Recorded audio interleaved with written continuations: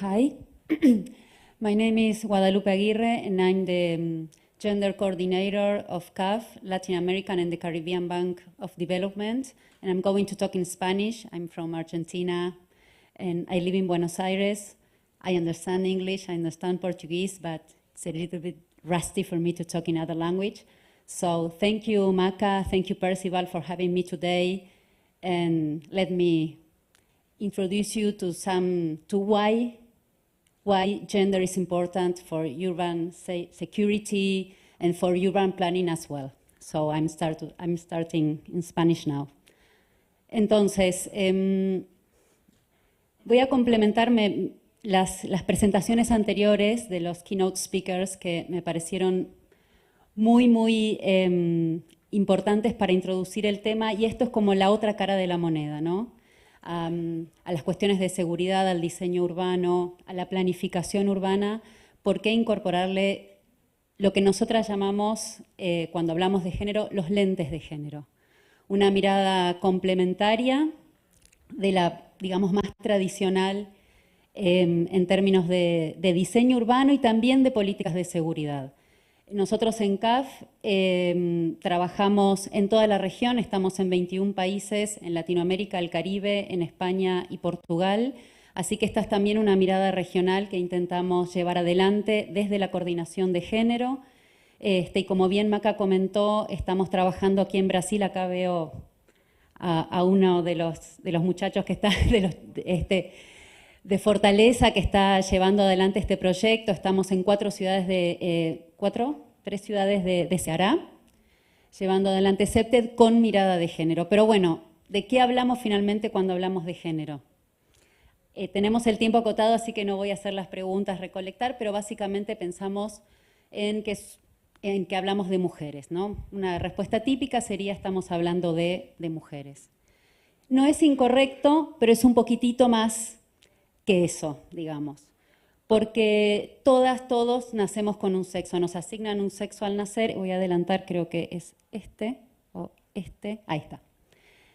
Cuando nosotros nacemos nos asignan somos varones o somos mujeres, esto en términos binarios, después hay otras variedades, pero en términos generales, o nacemos hombres o nacemos mujeres. Y el nacer con un sexo u otro es como, para hacer una metáfora, una alegoría, como un perchero. Si nacemos mujeres nos asignan roles, comportamientos, habilidades que se esperan de nosotras, y si una persona nace varón, lo mismo. Se le asignan, se le van colgando roles, comportamientos, habilidades que no solamente son esperados, sino que son permitidos y valorados. Y esa diferencia de roles que empiezan con qué sexo nacemos, se transforma en jerarquía. Y ese es el punto nodal de la cuestión de género. No es solamente que somos hombres y mujeres y que efectivamente somos distintos, sino que se nos asignan socialmente mediante todos los ámbitos de socialización, empezando por la familia, pero siguiendo por la escuela, las amistades, todos los distintos ámbitos donde nos movemos, y eso se premia y se castiga. Si seguimos esos roles y comportamientos, la vestimenta también, que se espera de nosotros, somos premiados, y si nos salimos de la norma, tanto mujeres como varones, somos castigados. Y hay distintas formas de castigo, no necesariamente física, ¿no? Sino distintos tipos de discriminaciones al no seguir esa regla. Entonces, el género es un concepto relacional. ¿Cómo nos situamos socialmente y en la relación entre mujeres y varones en torno a esos comportamientos apropiados, esperables, permitidos y valorados? Esto es mucho más largo, esto es muy breve, pero básicamente y tradicionalmente a lo largo de culturas, a lo largo de décadas, a lo largo de regiones, a los varones se les ha asignado el espacio público, la toma de decisiones, y a las mujeres el espacio privado, el espacio doméstico, a los hombres las tareas productivas y a las mujeres las tareas reproductivas. Y por supuesto que se han naturalizado esos roles. Si bien son una construcción social y cultural, se toman como naturales. Y por supuesto que forman parte de un contexto sociocultural y se intersectan con otras variables. No es lo mismo ser una mujer blanca, educada, rica, que ser una mujer afrodescendiente, inmigrante, por ejemplo. Lo mismo con los hombres. Entonces, estas categorías se intersectan con otras variables sociales que determinan distintos tipos de participación en la sociedad y también distintos tipos de discriminaciones. Y si bien el género es un concepto relacional, ¿por qué hablamos de género y hablamos de mujeres? Porque las mujeres históricamente seguimos teniendo un rol subordinado por esta división de roles que, bueno, se basa en la división sexual del trabajo, ¿no? Las mujeres en el ámbito privado, dentro de los hogares, tareas reproductivas, y los hombres en el ámbito público tomando decisiones públicas, que nos afectan también a las mujeres, pero que muchas veces, como no tenemos voz en esas decisiones públicas, no son tomadas en cuenta. Un poco lo que decía Maca en su presentación. Perdón, me equivoqué. A ver, sí. No estaría funcionando. Ahí está, era más fácil. Entonces, cuando hablamos de igualdad de género, ¿de qué hablamos? No hablamos de que mujeres y hombres tenemos que ser iguales, porque no somos iguales, ese no es el objetivo, sino que tiene que ver con una igualdad de derechos, que tengamos hombres y mujeres los mismos derechos. En este caso particular del encuentro de hoy y de mañana, tiene que ver con el mismo acceso a las políticas de seguridad y a la planificación urbana. Porque si bien es cierto, como decía el keynote speaker al inicio, las ciudades son un mercado de trabajo. Para que haya mercado de trabajo también tiene que haber tareas de cuidado, tareas reproductivas. Entonces las ciudades también tienen que estar planificadas, no solamente para poder ir al trabajo, sino para que esas tareas reproductivas se puedan realizar y que las personas que las desarrollan, que son desproporcionadamente mujeres, las puedan desarrollar en condiciones de dignidad y de acceso, ¿no? Porque si no tenemos acceso a un hospital, a la escuela, al supermercado, a la farmacia o al supermercado, al mercado, etcétera, ahí también hay un gap que en general que tradicionalmente, vamos a decir así, no se ha tenido en cuenta para el diseño urbano y eso impacta fuertemente en las condiciones de seguridad. Entonces, para volver a la igualdad de género, también es importante recalcar que no es un asunto de mujeres, sino que es un asunto de la sociedad entera, porque finalmente es una cuestión de derechos humanos y de derechos humanos muy básicos, empezando por el derecho a la vida y a una vida digna. Entonces, ya lo adelanté un poquito, pero básicamente el espacio público, por esta división sexual del trabajo, donde tradicionalmente los hombres han tomado las decisiones públicas para la sociedad entera en toda su diversidad, no ha tenido en cuenta esta diferenciación, estas diferentes necesidades de mujeres y de varones. He puesto en términos muy simples, porque también hay otros grupos poblacionales que han sido históricamente discriminados en torno a la planificación urbana y a las cuestiones de seguridad, a las políticas de seguridad más tradicionales. Niños, niñas, adultos mayores, personas con discapacidad, etc. Pero básicamente, y hay una gran diferencia en la planificación de las ciudades y en la vivencia, como decía Macarena antes, del espacio público para hombres y mujeres. En general, las políticas de seguridad toman los datos, lo que se llaman, voy a repetir lo que dijo Maca, los datos objetivos. Y los datos objetivos relacionados con los códigos penales de nuestros países, ¿no? Lo que se puede penar, robo, hurto, homicidio, etc. Las políticas de seguridad en general no tienen en cuenta la percepción de inseguridad, ni de hombres ni de mujeres, pero especialmente de las mujeres. Porque en el espacio público hay muchos estudios que lo muestran. El mayor temor de los hombres es al robo, al hurto, a algún hecho violento en ese sentido, pero el de las mujeres es a la agresión sexual. Y eso es muy distinto a la hora de planear una política de seguridad, una intervención urbana para prevenir y para abordar esas cuestiones. No es lo mismo prevenir, disuadir un robo que una agresión sexual. Y en las políticas de seguridad en general, en las intervenciones urbanas, se tiene en cuenta lo primero y no lo segundo. Y esa cuestión de no planificar, de no tener estos lentes de género, no de no planificar, de no ponerse los lentes de género, finalmente es una de las principales barreras que hacen que las mujeres no tengan el mismo acceso a la ciudad que los varones, no podamos ejercer el derecho a la ciudad de la misma manera que los varones, viéndose limitado ese derecho de múltiples maneras. Porque al diseñar los espacios públicos se tiene a una persona en mente, hay diversos usos y hay un usuario en mente. Y en general, ese usuario tradicionalmente ha sido un hombre heterosexual que va a su trabajo, que no tiene personas a cargo, que usa seguramente muchas veces el auto para ir y venir del trabajo en un trayecto lineal, y no los trayectos que hacemos las mujeres o que hacen las mujeres que tienen personas dependientes a cargo, no solamente niños, sino toda persona dependiente, que es ir de un lugar a otro, a la escuela, a la farmacia, al médico, ir a su trabajo quizás, etcétera, etcétera. Entonces, el espacio público y las soluciones a las cuestiones de inseguridad y de violencia tradicionalmente han sido diseñadas con ese usuario en mente, y eso también lo podemos ver en muchos proyectos de revalorización de espacios públicos, por ejemplo, cuando se hace un espacio deportivo. ¿Qué espacio deportivo se piensa en nuestros países, sobre todo? En una cancha de fútbol. ¿Quién usa la cancha de fútbol? Los niños. ¿Quién tiene oportunidad? Y hay también estudios que muestran quiénes usan los espacios públicos, los varones.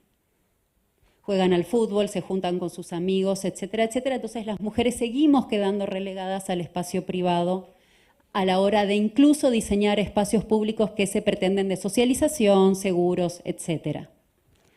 Me avisan si me estoy... 5 minutos, perfecto. Entonces voy a ir adelantando. Perdón, no me estoy amigando con esto.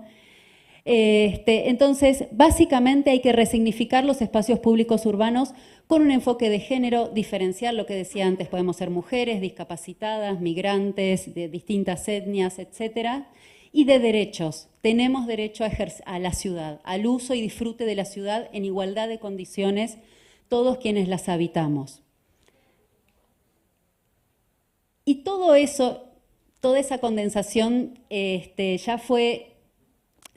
Toda esta discusión, digamos, hizo que a principios del año 2000 hubo una reunión de arquitectas feministas en Montreal, en Canadá, en el 2002, donde se determinaron 6 principios de lo que sería una ciudad con lentes de género, espacios públicos con lentes de género, que no son muy distintos a lo que yo, que no soy experta en CEPTED, conozco de CEPTED. Se han determinado estos 6 principios, como decía, estas 6 dimensiones que se tienen que tener en cuenta a la hora de diseñar espacios públicos, teniendo en cuenta la mirada de las mujeres. Señalización, saber a dónde estamos y hacia dónde vamos. Hay una obra en construcción que me señala en el camino para donde puede ir un subte, un túnel, etc.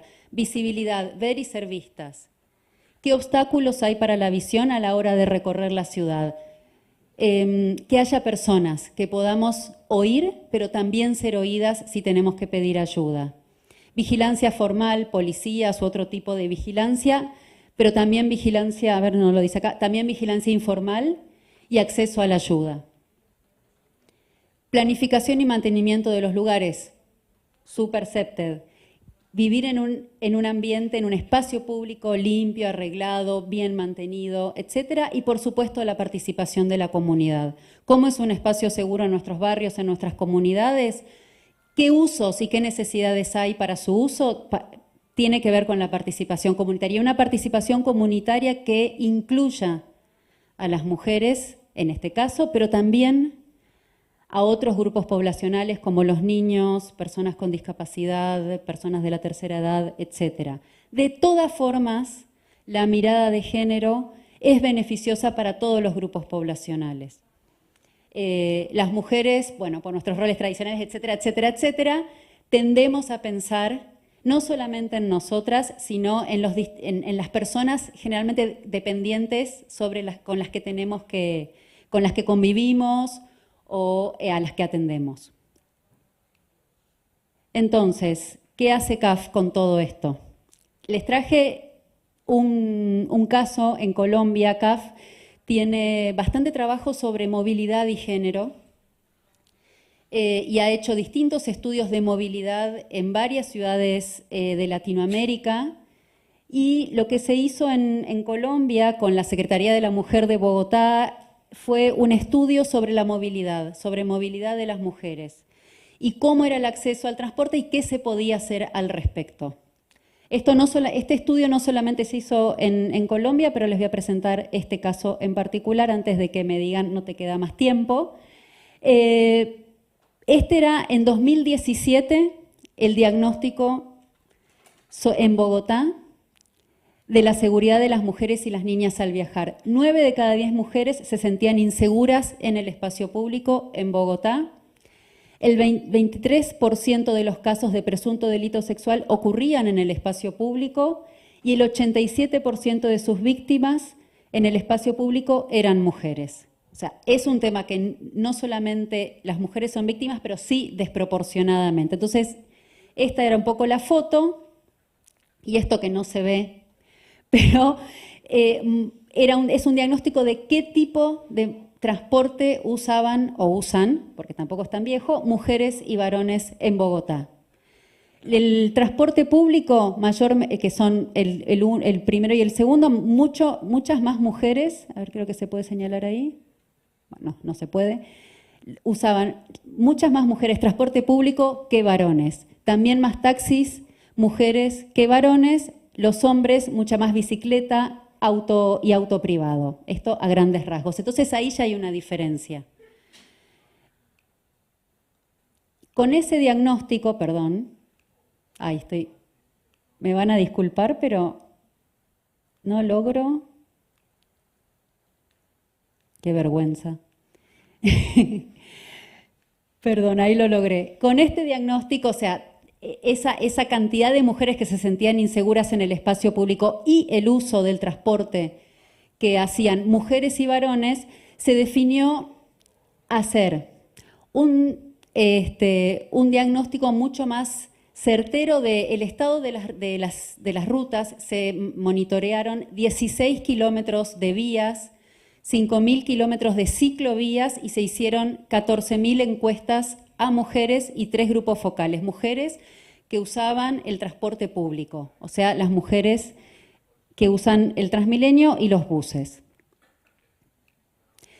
Y se mapearon estas 8 dimensiones: la iluminación, la visibilidad, quién me ve y qué veo, la cantidad de personas que circulaban cercanas a las estaciones de transporte público, la presencia de seguridad, el estado de los caminos, la cercanía del transporte público y la diversidad de personas que había ahí. Se hizo con una app que se llama Safety Pin, que fue desarrollada en la India, además de las encuestas que les mencioné y los grupos focales. Entonces se tuvo un claro diagnóstico que acá está.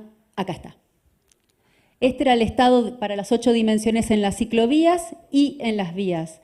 Como ven, poca presencia de personas, poca seguridad, más o menos 49% de visibilidad en las ciclovías, más o menos, poca cantidad de personas en las ciclovías, 5% de seguridad en las vías, iluminación estaba bien en las carreteras, poca presencia mixta de personas, etc.